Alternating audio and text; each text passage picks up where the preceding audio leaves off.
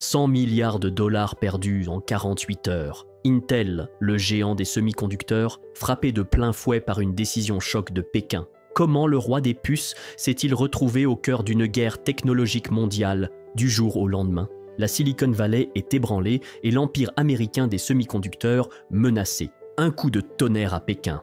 Le 12 avril 2025, une directive discrète mais dévastatrice tombe. Le gouvernement chinois interdit aux agences et entreprises d'État d'acheter des puces américaines. Intel, AMD, Micron, tous sont visés. La raison officielle? La souveraineté numérique et la sécurité des approvisionnements, selon le South China Morning Post. En seulement quelques heures, les systèmes d'achat public chinois sont modifiés et dès le lendemain matin, des contrats majeurs impliquant des sociétés comme China Mobile, State Grid ou encore Huawei sont annulés brutalement. Intel, qui dépendait du marché chinois pour près de 27% de ses revenus, soit environ 22 milliards de dollars en 2024, voit alors son action s'effondrer de 18,3% en clôture le 14 avril, selon Bloomberg Markets. Cette dégringolade boursière ne reflète pas seulement la perte immédiate des ventes, mais annonce également la perspective inquiétante d'une élimination progressive des puces américaines du marché chinois. Et si ce coup de Pékin allait au-delà des semi-conducteurs? Et si l'objectif réel était beaucoup plus ambitieux, affaiblir durablement l'innovation américaine elle-même? Selon Emily Jean, analyste géopolitique au Centre for a New American Security, la Chine ne cherche pas seulement à découpler ses marchés, elle vise une érosion méthodique des capacités américaines. Intel, trop dépendant du marché chinois, devient ainsi la cible parfaite d'une stratégie offensive déguisée en simple mesure défensive. En perdant brutalement le marché chinois, Intel révèle au grand jour une vulnérabilité stratégique que beaucoup avaient sous-estimée. Cette décision chinoise ne se limite pas à une simple mesure commerciale. Elle provoque une véritable secousse stratégique dont les répercussions se font sentir jusque dans le cœur technologique américain. La chute brutale d'Intel entraîne immédiatement avec elle plusieurs fonds indiciels importants, notamment les ETF comme SOXX et SMH, provoquant ainsi une baisse de 4,2% de l'indice des semi-conducteurs de Philadelphie ce même jour, d'après le Wall Street Journal.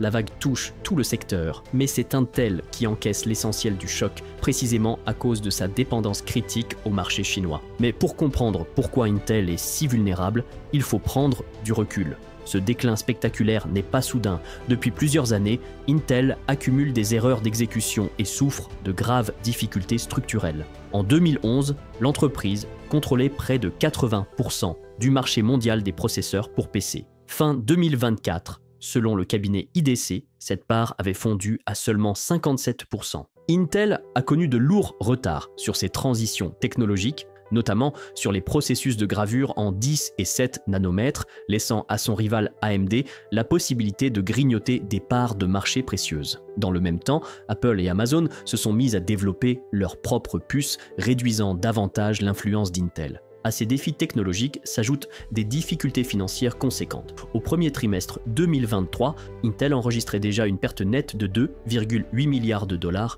et procédait au licenciement de plus de 1200 employés à la fin de l'année 2024. Ainsi, lorsque Pékin décide de fermer brutalement l'accès au marché chinois en 2025, Intel se retrouve déjà en position de faiblesse extrême. Comme le souligne un spécialiste chez Rand Corporation, le modèle économique d'Intel repose encore sur la mondialisation d'hier. Or, la Chine vient tout juste de refermer cette porte. Ce constat est sans appel.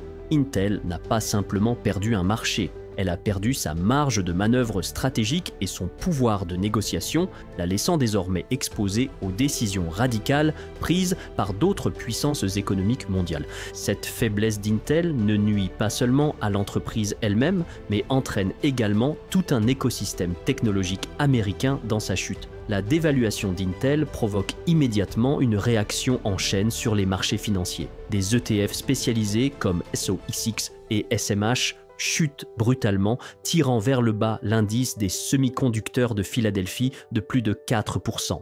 C'est le signe clair d'une contagion inquiétante, révélée au grand jour par la perte soudaine du marché chinois.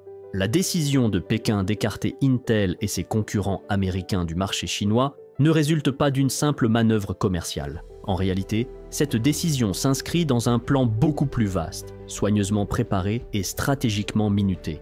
Selon des documents internes révélés par Reuters, le gouvernement chinois poursuit un objectif précis et ambitieux: éliminer complètement les semi-conducteurs américains des infrastructures publiques, des réseaux énergétiques et des équipements de télécommunications d'ici décembre 2027. Cette directive, baptisée Clean Silicon, exige notamment qu'au premier trimestre 2026, au moins 80% des systèmes informatiques du gouvernement central soient équipés exclusivement de puces fabriquées en Chine.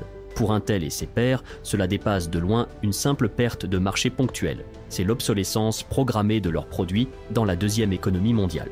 Morgan Stanley estime même que cette politique pourrait coûter aux fabricants de puces américains près de 350 milliards de dollars de revenus cumulés d'ici la fin 2027. Une note des analystes de JP Morgan souligne que, bien que les pertes immédiates soient douloureuses, les véritables dégâts seront à long terme, d'ordre stratégique. Car si la Chine parvient à réaliser ce basculement technologique massif, elle prouvera au monde entier qu'un secteur technologique mondial indépendant des États-Unis est non seulement possible, mais potentiellement florissant. Ce modèle servirait alors d'exemple pour d'autres nations comme le Brésil, l'Indonésie ou même certains pays européens. Le message de Pékin est donc clair. Il ne s'agit pas simplement d'interdire les puces américaines, mais de démontrer concrètement la viabilité d'une infrastructure technologique totalement affranchie des États-Unis. Cependant, pour atteindre cet objectif ambitieux, la Chine devait relever un défi majeur: produire des puces de pointe sans dépendre des outils technologiques américains ou européens. Et contre toute attente, la Chine est sur le point d'y parvenir. Pour que le projet chinois d'autonomie technologique devienne réalité, Pékin avait impérativement besoin de puces de pointe capables de rivaliser avec les technologies américaines. Pourtant, ce défi semblait jusque-là impossible à relever sans l'utilisation des équipements occidentaux les plus avancés.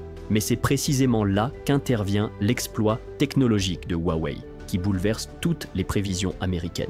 En septembre 2024, la société d'analyse technologique Tech Insights dévoile une révélation inattendue. Le smartphone Mate 70 Pro de Huawei est équipé d'une puce Kirin gravée à seulement 5 nanomètres, entièrement produite en Chine par SMIC. Le plus surprenant, c'est que cette prouesse a été réalisée sans utiliser les machines EUV d'ASML, jugées indispensables pour fabriquer des puces aussi fines. À la place, les ingénieurs chinois ont exploité d'anciennes machines DUV combinées à des techniques avancées de multi-patterning, pourtant considérées comme trop coûteuses ou inefficaces pour franchir le seuil des 7 nanomètres. Cette avancée majeure contredit brutalement les prévisions américaines, qui estimaient que la Chine serait incapable de produire des puces plus fines que 14 nanomètres sans équipements occidentaux. Au même moment, Intel peine encore à résoudre ses problèmes techniques dans son usine de l'Ohio et n'a toujours pas réussi à industrialiser massivement sa technologie de gravure 18A. Mais la puce chinoise de Huawei n'est pas seulement un symbole, elle est pleinement fonctionnelle et le succès commercial ne tarde pas à suivre. En seulement 6 mois, Huawei parvient à vendre plus de 45 millions de smartphones Mate 70 selon les données du cabinet d'études Canalys, prouvant ainsi l'existence d'une demande importante et d'une maturité de la chaîne logistique nationale.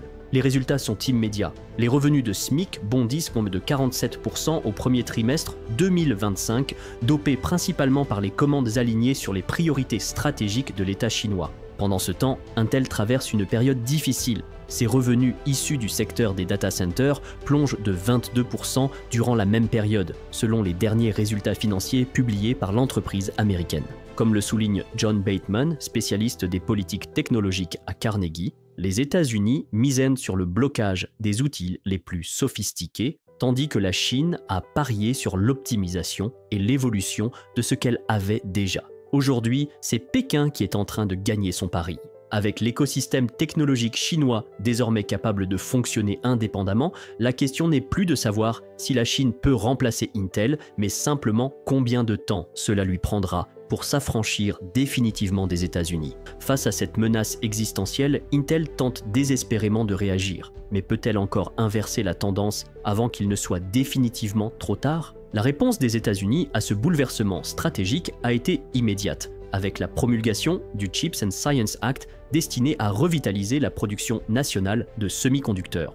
Intel en est d'ailleurs le principal bénéficiaire avec plus de 19 milliards de dollars prévus en soutien fédéral, incluant 8,5 milliards en subventions directes et 11 milliards sous forme de prêts, selon des précisions apportées par le département du commerce en mars 2025. Cependant, malgré cette manne financière, les difficultés opérationnelles persistent chez Intel. Le projet phare du groupe, la gigantesque usine Silicon Heartland, située dans l'Ohio, souffre déjà de retards importants. Son entrée en activité est désormais repoussée à fin 2026, soit près d'un an de retard par rapport au calendrier initial, principalement à cause de problèmes liés à la construction et à des blocages administratifs, comme le rapporte le Wall Street Journal dans une enquête de mars dernier. Pendant ce temps, son rival direct, le taïwanais TSMC, accélère son développement. L'usine américaine de TSMC, située en Arizona, prévoit déjà de débuter sa production en 3 nanomètres dès le 3e trimestre 2025. Ce contraste flagrant montre à quel point Intel accumule du retard sur ses concurrents internationaux, alors que l'enjeu est devenu crucial pour l'avenir technologique et économique américain. Pour tenter de combler cette brèche financière, Intel signe un accord stratégique de 8,2 milliards de dollars avec Amazon Web Services en février 2025. Mais selon les analystes de Bernstein, ce contrat ne suffira probablement pas à compenser les 13,7 milliards de dollars de revenus annuels qu'Intel risque de perdre sur le marché chinois d'ici 2027. Abhinav Davuluri, analyste chez Morningstar, résume parfaitement la situation. Le soutien du gouvernement peut stabiliser Intel, mais il ne peut accélérer la loi de Moore ni rattraper le temps perdu. Ce retard accumulé devient d'ailleurs de plus en plus évident. La technologie 18A d'Intel ne sera pas massivement disponible avant mi-2026, alors que Samsung et TSMC commercialisent déjà massivement leurs puces en 3 nanomètres et préparent activement leurs prototypes en 2 nanomètres. Face à cette réalité, Pat Gelsinger, ancien PDG d'Intel désormais conseiller stratégique, prévient clairement dans une récente interview sur CNBC: il ne s'agit pas de gagner une bataille sur un trimestre, mais de savoir si nous resterons compétitifs dans les 10 prochaines années. Or, la compétitivité ne dépend plus seulement de nouvelles usines, mais bien de la capacité à retrouver une crédibilité technologique qu'Intel semble aujourd'hui avoir perdue. Cependant, la crise d'Intel ne marque pas la fin des ambitions chinoises. Au contraire, ce n'est que le début d'un mouvement stratégique beaucoup plus profond et inquiétant pour les États-Unis. Face au bouleversement majeur que connaît Intel, une question cruciale émerge désormais. Quelles seront les conséquences réelles pour les consommateurs américains ?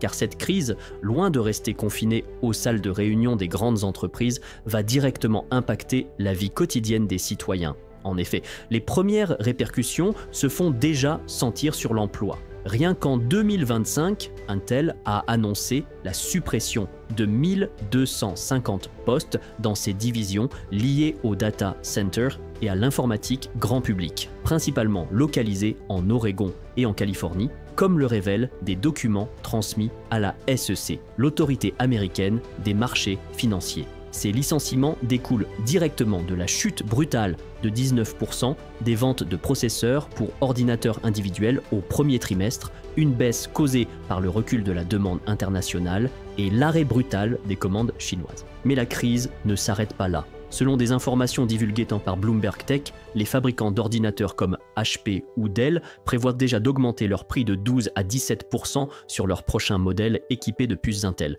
justifiant cette hausse par les difficultés d'approvisionnement et les faibles volumes de commandes. Privé du marché chinois, qui représentait jusque-là une échelle de production essentielle, Intel se voit contrainte de réduire fortement sa production ou d'augmenter ses prix pour préserver ses marges. Autrement dit, les conséquences de cette crise vont bientôt toucher directement le portefeuille des consommateurs américains. Les effets dépasseront aussi largement le cadre des ordinateurs personnels. Les coûts liés au cloud computing, aux serveurs d'entreprise et même aux unités d'accélération utilisées pour les applications d'intelligence artificielle dans des secteurs clés comme la santé et la logistique vont eux aussi connaître une hausse significative. Autrement dit, la crise qui frappe Intel n'est pas seulement une affaire de chaîne d'approvisionnement abstraite. Elle se traduira très vite par des augmentations concrètes sur les factures des entreprises et des particuliers américains. Malgré les soutiens gouvernementaux et les hausses de prix à venir, peut-on vraiment espérer une reprise rapide d'Intel ou bien assistons-nous simplement aux prémices d'un déclin bien plus profond et durable ? Aujourd'hui, l'avenir d'Intel dépend essentiellement d'un équilibre fragile entre capitaux et pertinence technologique. Certes, avec plus de 19 milliards de dollars d'aide fédérale et des contrats stratégiques avec Amazon Web Services et le ministère américain de la Défense, Intel dispose d'une certaine base pour rebondir. Mais le scepticisme domine encore chez les investisseurs. Sur les 12 derniers mois, l'action Intel a sous-performé l'indice des semi-conducteurs de Philadelphie de 31%. Goldman Sachs a récemment dégradé sa notation, pointant une compression persistante des marges, des retards répétés dans les échéances et une concurrence internationale accrue. Plus préoccupant encore, le retard technologique grandissant d'Intel. Sa technologie de gravure en 18A ne sera pas massivement disponible avant mi-2026, alors que Samsung et TSMC avancent déjà vers des technologies beaucoup plus fines. Pat Gelsinger, désormais conseiller stratégique d'Intel, a résumé l'enjeu avec lucidité dans une récente déclaration sur CNBC. L'enjeu ne réside pas dans le résultat immédiat, mais bien dans notre capacité à rester pertinent au cours des 10 prochaines années. Mais rester pertinent signifie retrouver une crédibilité technologique aujourd'hui largement perdue.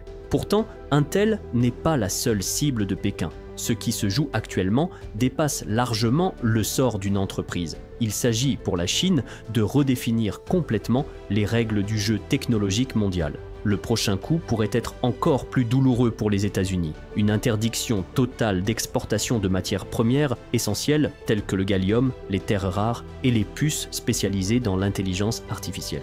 Si Washington tente aujourd'hui de réagir, il est peut-être déjà trop tard. Derrière cette guerre technologique se cache une question fondamentale. Les États-Unis, pays qui a inventé l'ère des semi-conducteurs, peuvent-ils survivre à leur propre dépendance aux chaînes d'approvisionnement étrangères ? Partagez votre avis en commentaire et à très bientôt pour une nouvelle analyse.